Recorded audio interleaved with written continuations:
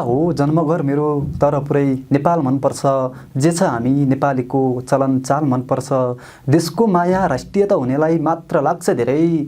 जुम्ला हो जन्मघर मेरो तर पुरै नेपाल मनपर्छ, जे छ हामी नेपालीको चलन चाल मनपर्छ, देशको माया राष्ट्रियता हुनेलाई मात्र लाग्छ धेरै। हिमाल पहाड तराई अनि सुन्दर ताल मनपर्छ, मनदेखि मञ्चसम्म भाव, साहित्य हाम्रो प्राकृतिक स्वभाव। नमस्कार, म कार्यक्रम प्रस्तुता विक्रम त्रिवासलिन। कनका खबर टेलिभिजनले उत्पादन गरेको साहित्यिक कार्यक्रममा यहाँलाई स्वागत छ। साहित्यिक कार्यक्रम काव्य थलो लिएर हामी उपस्थित भइसकेका छौँ। जुम्लामा साहित्यलाई अगाडि बढाउने हेतुका साथ हामीले कार्यक्रम काव्य थलोको उत्पादन गरिसकेका छौँ। कनका खबर टेलिभिजनले जुम्लामा रहेका साहित्यकारहरूको पहिचान र साहित्यिक सिर्जनाहरूको उत्थान गर्ने लक्ष्यका साथ हामी आइसकेका छौँ। विभिन्न विधामा संलग्न रहेर हामी छलफल गर्नेछौँ, कुराकानी गर्नेछौँ। जुम्लामा जन्मिएका अग्रज तथा नवप्रतिभा साहित्यकारहरूसँग कुराकानी गर्नेछौँ, रचनाहरू सुन्नेछौँ। जुम्ला साहित्यिक क्षेत्रमा अहिलेको सन्दर्भमा निकै पछाडि देखिएको अवस्था छ।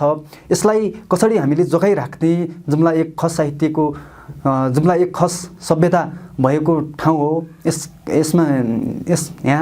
यहाँ चाहिँ कसरी साहित्यलाई अगाडि बढाउन सकिन्छ, खस भाषा साहित्य संस्कृति यहाँका यावत विषयवस्तुलाई समेटेर हामी कार्यक्रम सञ्चालन गर्नेछौँ, साहित्य सम्बन्धी सञ्चालन गर्नेछौँ। साहित्य के हो, साहित्य किन लेख्ने, साहित्यलाई समाजको ऐना समेत भन्ने गरिन्छ। तसर्थ हामीले यस कार्यक्रम को थालनी गरेका छौँ। कार्यक्रम काव्य थलो एउटा नाम मात्र नभएर यस थलोमा आएर तपाईँका साहित्यिक सिर्जनाहरू सुन्नेछौँ। विभिन्न विधामा गजल, कविता, उपन्यास, मुक्तक, हाइकु साहित्यका ठुला विधा तथा फुटकर विधाहरूलाई पनि हामी समेट्नेछौँ। जुम्लामा रहेका साहित्यकारहरूलाई हामी पहिचान गरेर हामीले यस कार्यक्रम काव्य थलोमा सहभागी गराउनेछौँ र विभिन्न समसामयिक घटनावस्तुहरूलाई समेटेर साहित्यिक छलफल हामी गर्ने नै छौँ भन्न चाहन्छु। आजको यो पहिलो श्रृङ्खलामा जुम्लाका कवि, जुम्लामा परिचित एउटा कवि, कविताप्रति एकदमै लगाव भएको र साहित्यलाई विगत लामो समयदेखि योगदान दिँदै आउनुभएका हामीमाझ एउटा कवि हुनुहुन्छ। आजको पहिलो श्रृङ्खलामा हामी उपस्थित भइसकेका छौँ कार्यक्रम काव्य थलो लिएर। आजको हाम्रो अतिथि हुनुहुन्छ इमराज कार्की जमाक, उहाँलाई हामी स्वागत गर्छौँ। नमस्कार। नमस्ते भाइ, नमस्ते, धन्यवाद छ भाइ। सन्चै आराम हुनुहुन्छ? आराम छु भाइ। अनि कसरी बढिरहेको छ साहित्य यात्रा, लेख चाहिँ कहाँसम्म पुगिरहेको छ तपाईँ? अहिले त लेखहरू सबै फेसबुकमा हो। तपाईँलाई म सुरुवातमा अहिले पत्र पत्रिकाहरू लेख्नु छोडिसक्यो भाइ। अहिले प्राय फेसबुकमा अब त्यस्तोमा लेखिन्छ, पहिले अब प्राय घरमै लेखिन्छ। तपाईँका कविताहरू हामी सुन्छौँ, एकदमै क्रान्तिकारी जस्ता कविता पनि लेख्नुहुन्छ तपाईँले। एकदमै बजारमा चर्चित हुनुहुन्छ साहित्यिक क्षेत्रमा। सबैले जमाक भनेर चाहिँ सम्बोधन गर्नुको कारण के हो? यो जमाकको नाम राख्नुको चाहिँ यसको अर्थ चाहिँ के हो तपाईँको? यस्तो भाइ, जय मातृभूमि कर्णाली भने हो जमाक भने त, तर यो साहित्यिक नाम चाहिँ होइन। यो चाहिँ हाम्रो चाहिँ अर्कै पृष्ठभूमिबाट घुमेर आयो। मेरो चाहिँ साहित्यिक नाम अब भाइलाई थाहा भएन, बैरागी बाबु भन्ने हो। अब पहिले सानैदेखि कविता लेख्ने, अलि बैराग लाग्दा उचाड लाग्दा कविता लेख्ने हुनाले मेरो नाम सबैले बैरागी बाबु लाग्थ्यो। अब पहिला त हामीले अब अझ त्योभन्दा पनि के हो भने त्यो हामीहरू त्यो कविताहरू चाहिँ विद्यार्थीहरू हुँदाखेरि चाहिँ नि त कविता लेख्ने बानी परेको कि अब आज तिमीले लेख्ने, भोलि मैले लेख्ने, अनिवार्य लेख्ने। अनि त्यस्तो गर्दा हामी कविता सिक्दै जाँदाखेरि अनि बैरागी बाबु भन्ने उपनाम पाइयो। र सानैमा कविताहरू त अब प्राय लेखिन्छ समाजका विकृति विसङ्गतिका विरुद्धमा, अन्याय अत्याचारका विरुद्धमा, र अलिकति केही समाजमा उच्छृङ्खल चाहिँ अब प्रभावहरू देखियो अनि अब राष्ट्रिय अन्तर्राष्ट्रिय स्तरका कुनै घटनाहरू घट्यो भने त्योसम्म सम्बन्धित र अनि कविताहरू लेख्ने गर्छु। र मेरो कवितामा विशेष गरेर फरक ढङ्गका हुन्छन्। कुनै चाहिँ एउटा वस्तुलाई चाहिँ एउटा चाहिँ दृष्टि बनाएर त्यसलाई नै चाहिँ उजागर गर्ने खालको कविता हुन्छन्। अब कविताले नै यसरी समाजका विकृतिबारे बोल्न सक्छ भन्ने चाहिँ यहाँमा चाहिँ कसरी लाग्यो? यो चाहिँ कविता त साहित्य समाजको ऐना हो। साहित्यलाई चाहिँ परिभाषा गर्ने, अब साहित्य भनेको कथा, कविता, होइन, लेख, निबन्ध, समालोचना, लघु कथा, उपन्यास, यी चाहिँ साहित्यका विधाहरू भए। र यही विधामध्ये म चाहिँ कविता किन रोकेँ भने साहित्य भने त समाजको ऐना हो। अब समाजमा रहेका विकृति विसङ्गतिलाई होइन शब्दहरूद्वारा चोटिलो प्रहार गर्ने प्रवृत्ति अर्थात् त्यो माध्यम चाहिँ साहित्य हो। अनि मैले त्यो माध्यमको रूपमा त्यो साहित्यभित्र कविताले रुचेँ। कवितामा के देखेँ भने मैले छोटोमा चाहिँ धेरै कुराहरू हटाउन सक्ने भए हुनाले मैले चाहिँ कवितालाई रोजेँ।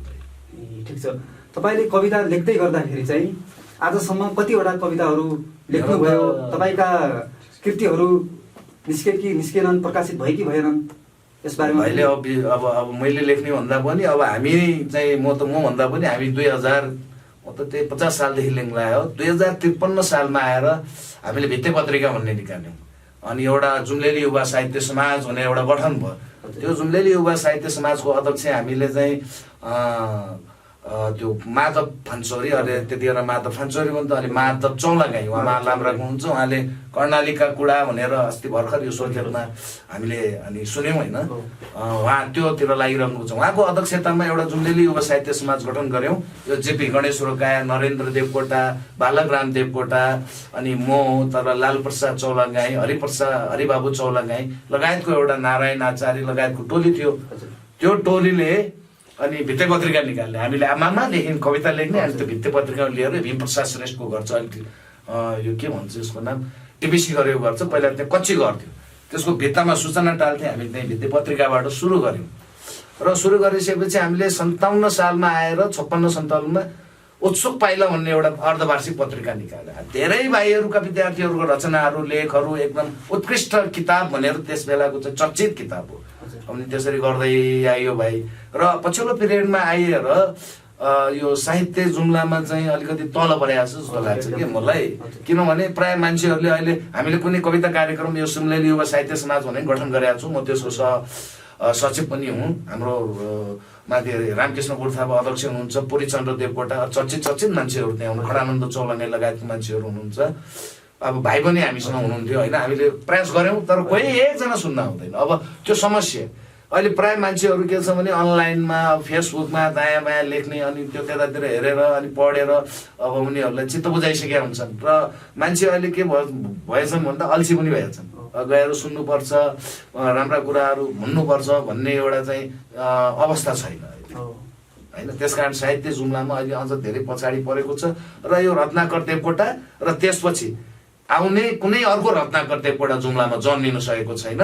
फाटोफुट्टा त अब लेखनहरू लेखिरहेको छौँ, हामीले पनि लेखिरहेको छौँ। हाम्रो गुरु हुनुहुन्छ रमानन्द आचार्य, खस भाषाको चाहिँ उहाँ ज्ञातै नै हो होइन, कविकार पनि हो। उहाँले त खस एउटा खसान भन्ने एउटा किताबै तयार गर्नुभएको थियो, अहिलेसम्म प्रकाशन हुन सकेको छैन। जस्तै यो जुम्लाको सेरोफेरो, जस्तै यहाँले भन्नुभएको जस्तै हामीले चाहिँ साहित्य सङ्गठनहरू, संस्थाहरू दर्ता गऱ्यौँ, कार्यक्रम केही समयसम्म कार्यक्रम पनि चलायौँ। तिनलाई चाहिँ हामीले निरन्तरता चाहिँ तपाईँहरूले चाहिँ दिन नसक्नुको कारण चाहिँ के हो? अब यस्तो भयो, रोजीरोटी त गर्नै पर्यो। अब तिमीहरू जस्तै युवा थियौ हामीहरू 18, 19, 20, 21 का। अनि त्यतिखेर के गर्यो भने अब त्यो कविता लेखेर, कथा लेखेर त पेट भरिँदैन। पेट भर्नको लागि त कर्म गर्नु पर्यो, काम गर्नु पर्यो, रोजीरोटी खोज्नु पर्यो। त्यस कारण हामी लोकसेवा पढ्यौँ सबैजना। प्रायः कोही मास्टर भए, अनि कोही अधिकृत भए, कोही जागिरी खाए। र त्योभन्दा पनि विशेष के थियो भन्दा हामी आफ्नो जागिरीको टाइम बचाएर त्यतातिर लाग्ने भन्ने एउटा निर्णय पनि गरेका थियौँ हामीले होइन। त पछि लागु भएन। किन लागु भएन? त्यो 58 सालमा चाहिँ यहाँ कु भयो। फेरि कु भएपछि अनि राजाको कु भएपछि अब यस्ता चाहिँ क्रान्तिकारी कविताहरू यस्तो यस्तो लेख्न नपाइने। अनि त्यतिखेर अनि साथीहरू अलि डराएपछि अनि त्यो उत्सुक पाइला त्यही अनि हल्का चाहिँ तल। जस्तै तपाईँले भन्नुभएको जस्तै कविता त्यति बेला लेख्न पाइन्थेन, सुनाउन पाइन्थेन। गाह्रो पुस्तक प्रकारका चाहिँ कविता थिए, कसैको बोल्ने कविता थिए कि यस्तो थियो। त्यतिखेर जनयुद्ध चलिरहेको थियो। अनि प्राय अब क्रान्तिकारी त हुन्छन् नि कविताहरू, कविताले कसैको समर्पण गर्दैन। एउटा कविता म लेख्ने कारण कविता कहिले पनि समर्पण हुँदैन, बरु जेल गइन्छ, कविता लेखिन्छ। कविता चाहिँ समाजको ऐना अघि नै भनिसक्नु भएको छ। कविताले जे देख्छ त्यही चाहिँ उतार्ने हो, साहित्यिक भाषामा चाहिँ उतारेर चाहिँ त्यो चाहिँ एउटा कविता बन्छ। जस्तै अब चाहिँ तपाईँको कविताहरू चाहिँ प्रशस्तै छन्, लेख्नु पनि भएको छ, प्रकाशित गर्न सक्नु भएको छैन एउटा पनि कृतिसम्म। अब चाहिँ के छ? मेरो 2टा कृति प्रकाशित, कृति निकालिसक्नुभयो? मेरो 2टा, एउटा 2067 सालमा अनि तपाईँको रेडियो बैरागी भनेर तपाईँ 500 प्रति निकालेको, त्यो टिपाटिप भयो। अनि दोस्रो प्रति 2075 सालमा निकाले बैरागी बाबुका कविताहरू भनेर। अनि त्यो पनि मैले यो हाम्रो महेन्द्र कार्की भाइ अनि लगायत त्यो कान्जिरोबा टाइम्स भन्ने थियो, त्यसले सहयोग गरेको थियो मलाई। अनि तिनीहरूद्वारा मैले निकालेँ। अनि भित्ते पत्रिका त मैले 2053 सालबाट निकाल्नु सुरु गरेको। हवाई मासी फेरि खुट्किलो भन्ने थियो मेरो भाइ। 2060 63देखि 64देखि मैले 70सम्म निकालेँ, 72 सम्म। त्यसपछि जमाको भने खस साहित्य पत्रिका थियो, त्यो पनि चाहिँ मेरै सम्पादनमा त हाम्रै साथीहरूको चाहिँ संयोजकमा हामी त्यो पनि निकाल्यौँ। कतिपय ठाउँमा त्यो प्रकाश भाइ पनि, हाम्रो यो प्रकाश उपाध्याय भन्ने भाइ पनि छ, अनि एलपी भाइहरू पनि हुन्थ्यो। म उनीहरू भाइहरूलाई अब सानसाना थिए उनीहरूका नामहरू जोडिराख्थेँ। मैले पुनः जोड्न चाहेँ, जुम्लामा चाहिँ साहित्यकार लेख्नेहरू प्रशस्तै छन्, तर पनि सही ठाउँमा चाहिँ नदेखिनुको कारण चाहिँ के हो? यो चाहिँ कस्तो लाग्छ तपाईँलाई चाहिँ? अब यस्तो हो, सबभन्दा बढी कुरो के हो भने यहाँको कुनै सरकारी माध्यम पनि छैन क्या। सरकारले अर्थात् व्यवस्थित तरिकाले साहित्य सिर्जना हुने एउटा सङ्गठन हुन्छ नि त, प्राज्ञिक स्तरको, अब राष्ट्रले नै उ गर्यो, त्यो छैन। अब हामीले जम्मा गरेका, हामीले चाहिँ दर्ता गरेका साहित्य संस्थाहरूमा के भयो भने अहिले अब हाम्रो उमेर पनि त हाई हुँदै गयो। अब हामी 20-22 का थियौँ, अहिले हामी 46-47 का भयौँ। अब यत्रो वर्ष पार गरिसक्यौँ। हामीले त कविता भन्दै गयौँ, लेख्दै गयौँ, विभिन्न सङ्घ संस्थाहरू स्थापना गर्दै गयौँ। ती सङ्घ संस्थाहरूमा निरन्तरता किन नहुने हो भने सबैभन्दा ठुलो अर्थको अभाव। अब कविता फ्रीमा पढ्नुपर्ने मान्छेलाई हामीले छाप्दाखेरि पैसा तिर्नु पर्यो। अनि त्यो मान्छेहरूमा एउटा जुम्लामा के बुद्धिमान त छन्, धेरै पढे लेखेका छन्, तर होइन, तर सर्टिफिकेटमा मात्र पढेका छन् कि भन्ने मेरो अनुमान हो। किनभने त्यो पढ्ने भन्ने छैन के, पढ्ने भन्ने छैन। तर यहीँकै मान्छे फेरि लोकसेवामा बढी पास गर्छन्, होइन, पढ्दैनन् पनि कसरी भन्ने। तर साहित्य अर्थात् हाम्रो लोक संस्कृति, हाम्रा चाहिँ पुरातन लुकेर रहेका चाहिँ साहित्यका चाहिँ बिन्दुहरूलाई हामीले सम्हाल्न नसकेर, अर्थात् त्यसलाई चाहिँ अगाडि बढाउन नसकेर जुम्लाको साहित्य पछाडि परेको र जुम्लामा साहित्यहरूको चाहिँ ओझेल पर्ने मूल कारण त्यही। जुम्ला चाहिँ साहित्यमा एकदमै अगाडि बढ्नुपर्ने हो कारण चाहिँ, किनभने नेपाली भाषाको उद्गम स्थल पनि जुम्ला सिजाले मानिन्छ र खस भाषाको उद्गम स्थल, नेपाली भाषाको उद्गम स्थल यही भएको कारणले पनि यहाँ चाहिँ त्यस्ता सिर्जनाहरू लेख्ने साहित्यकारहरू चाहिँ विरलै मात्रामा पनि पाइन्छन्। यो चाहिँ कसरी भयो? यो चाहिँ खासमा यस्तो हो, अब जुम्लामा त इतिहास हेर्दाखेरि त 13-14 शताब्दीतिर त नागराजहरूको पालामा, आदित्य मल्लहरूको पालामा पनि यो शिव भट्ट भन्ने यो, मैले त धेरै त ज्ञान त छैन भयो। अब त्यो पत्र पत्रिका छाप्ने अनि यही साहित्यमा लाग्ने हुनाले धेरै कुरा सुन्थेँ म, अनि धेरै ठुला साहित्यकार। तर जुम्लामा के भयो भने साहित्यलाई मार्ने काम भयो क्या।